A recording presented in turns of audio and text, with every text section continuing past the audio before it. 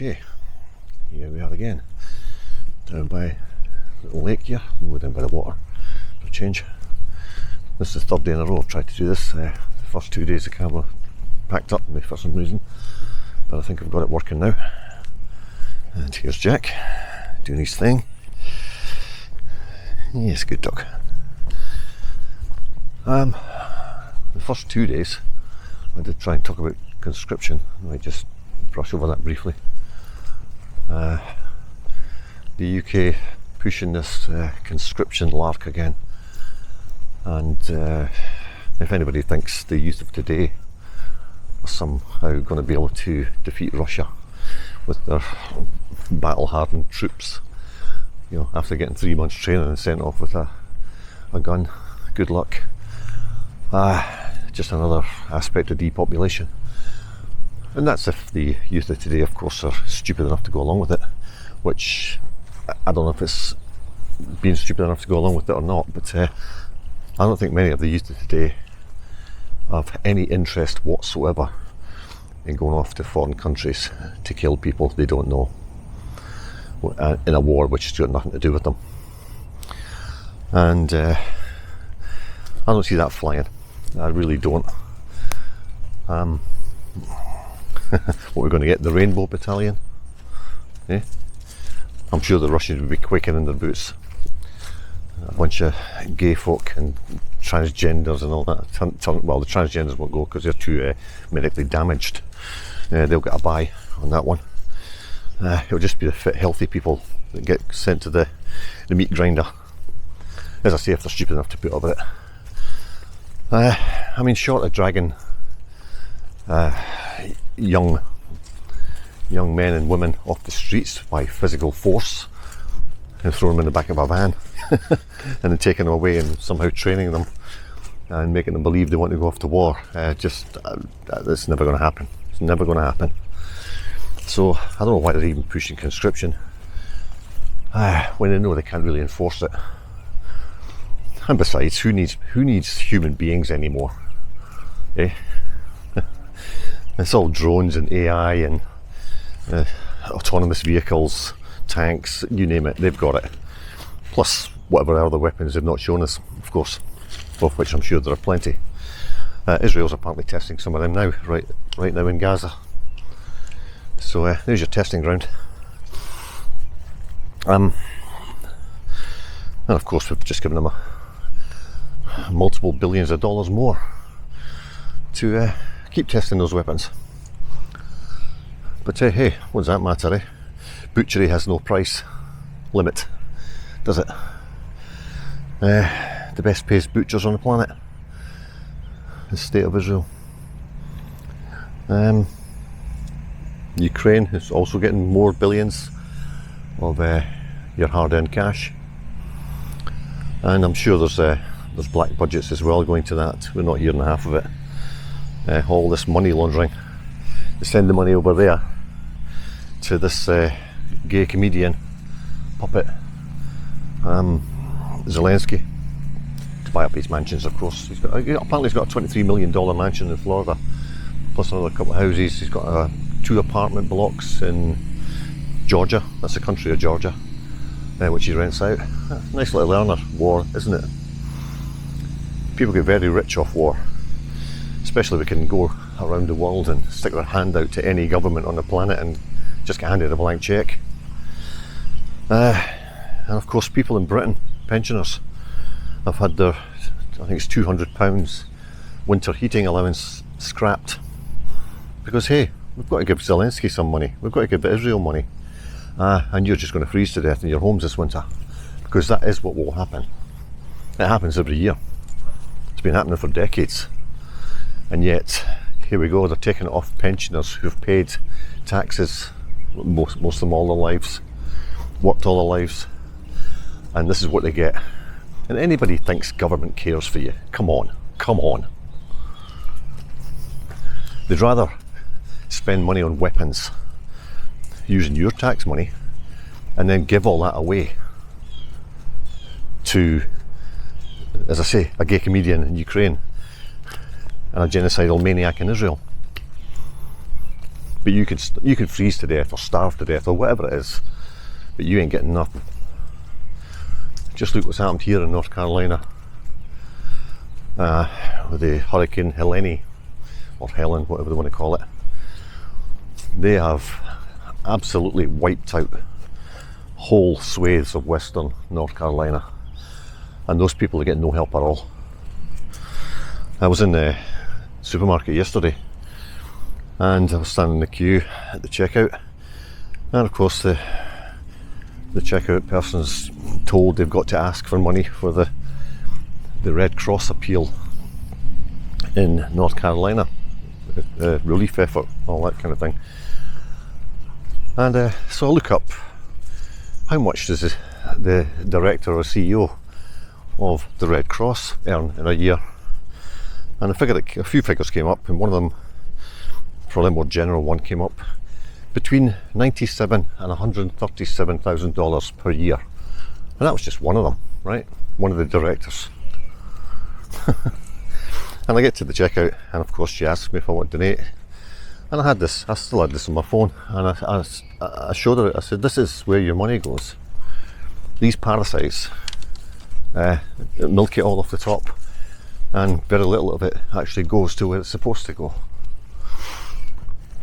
And she kind of looked at me, and I said, never give to corporate charities, they're all crooks. And she went and shrugged her shoulders, said, oh, I take it you don't want to donate then.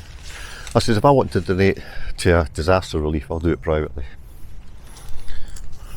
And I don't think she understood what I was talking about, but there you go. That's the mentality, isn't it? Just give it to the big charities. They'll deal with it all. You don't have to worry about it. And I said to her, you know what? The government should be doing this, don't you think? The federal government should be paying for all this.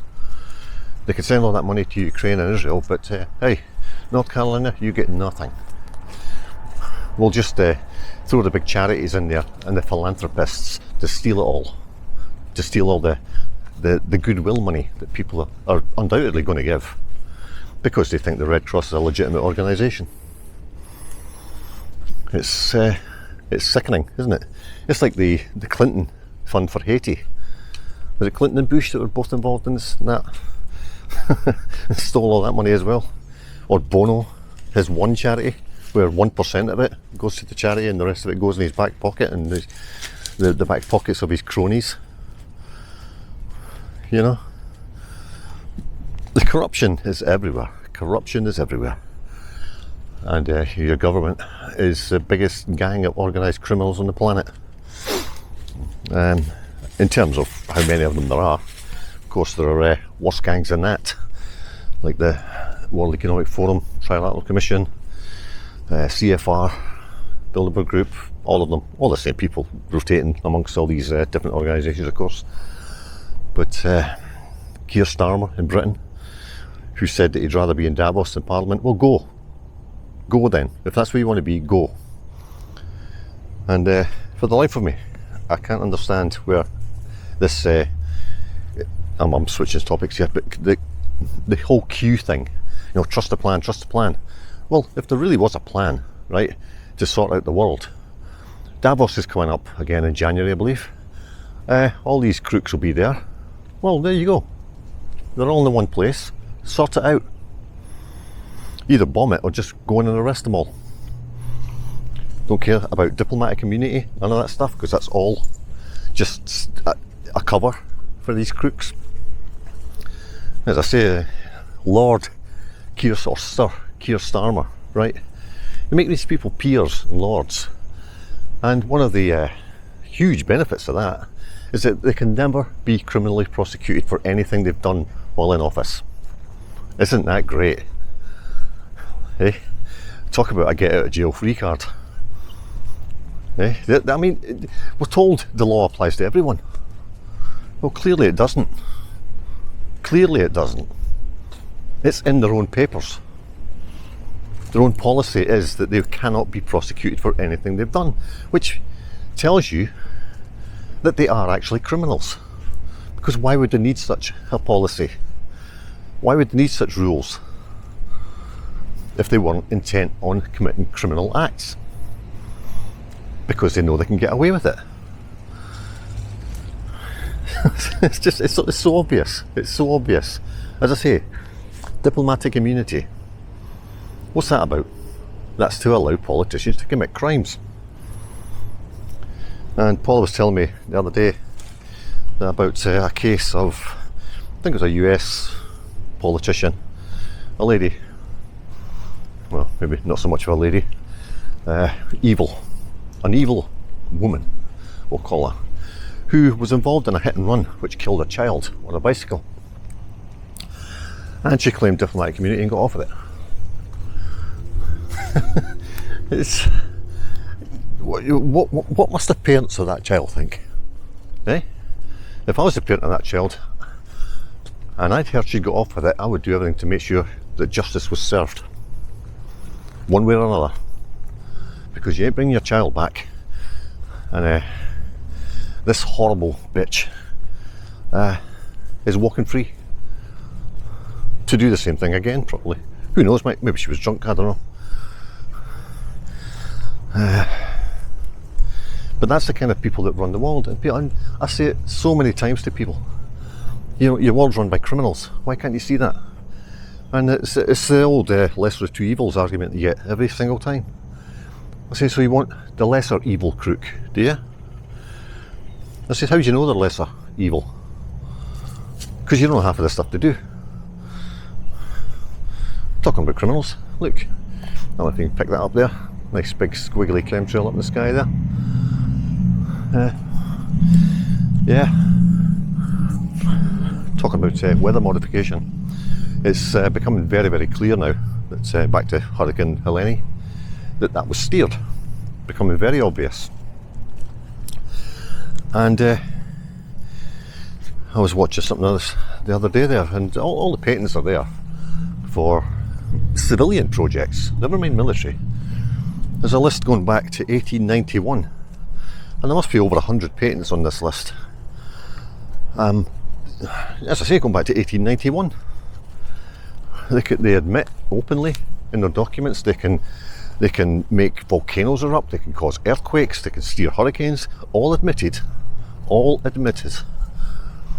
And you have to ask the question. And well, they'll probably tell you it's for your own good, right? We can use this for your benefit. Well, if they can steer hurricanes, why don't they steer them away from the land? Eh? If that's what they're supposed to be used for, then why don't they do it? Why don't they steer the rain away? Why don't they do all this stuff? Well, the reason for that is because it's a weapon.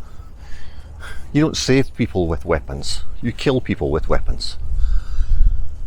And what's more interesting, of course, about the northwestern Carolinas being devastated is that one of the largest, if not the largest, lithium deposits are right there. And there's been mining companies trying to get a hold of that for such a long time. And of course the local population, as they always do with these crooks, mining companies, gas companies, whoever they may be, they fight them tooth and nail, and then something like this happens. And what do you think is going to happen now? Well, these people have lost everything. Many of them lost their lives. The last figure I heard was 900. At least 900 dead. The mainstream media is reporting 200, and there's still hundreds missing. And the government's doing nothing. Absolutely nothing. So I might have to take Jack down a hill because there's another dog coming along here. Come on, Jack, come on. Come on. Just stand here a minute. Let this dog go by. Oh, he's pulling me down the hill. What are you doing, Jack? What are you doing? Jack! No, he's wondering where he is now, because we'll never come down here. There's fish and turtles jumping about here. And mosquitoes. But yeah, so there you have largest lithium mine in the world, or potential mine should I say, right there where they've just flooded the area. Now, if that area was susceptible to such devastating floods, why would you even consider mining there? I guarantee you, these floods will never happen again once that mine's open. And that should tell you everything you need to know, right? But there was quite a harrowing report of one of the locals up there whose house was okay, and she was in a less devastated area, and she has been getting reports of bodies floating down the river, babies, adults, you know. So who knows what the final death toll is going to be. I don't think the mainstream media is going to tell you, but I'm sure if people are going to research this, they'll be able to look up the death records in, you know, see 6 months, whatever, because of course a lot of people will just be listed as missing, not dead. So the figures will eventually come out. But yeah, your government really does love you, right? They care.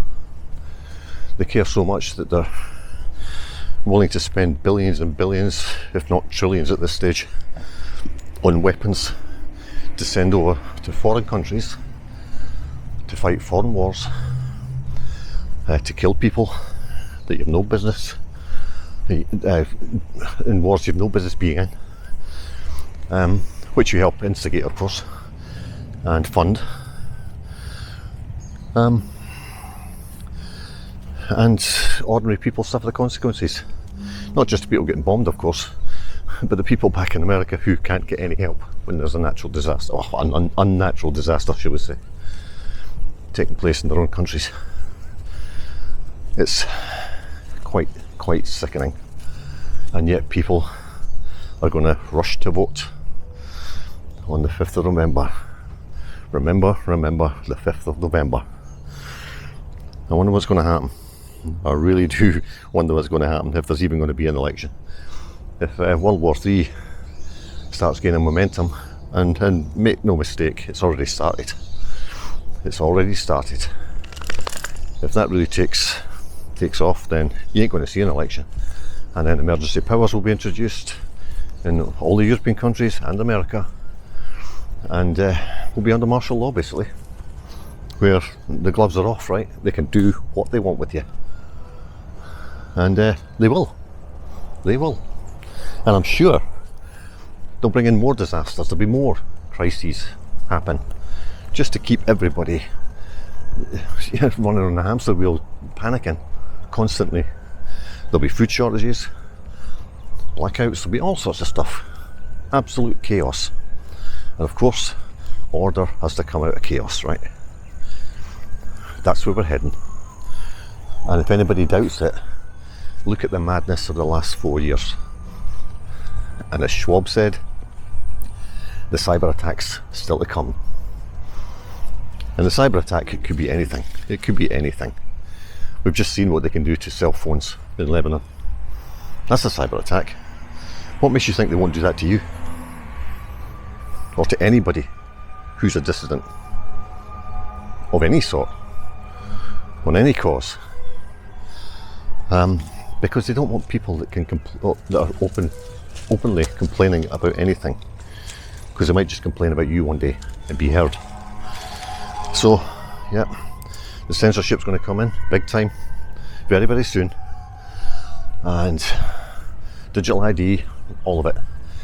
And I was thinking the other day there, I only really need my mobile phone, cell phone, for work, and I think I'll put it in a drawer after I've finished my season this year, and I won't take it out until the season next year, or for emergencies if I go on a long journey or something, and that'll be it.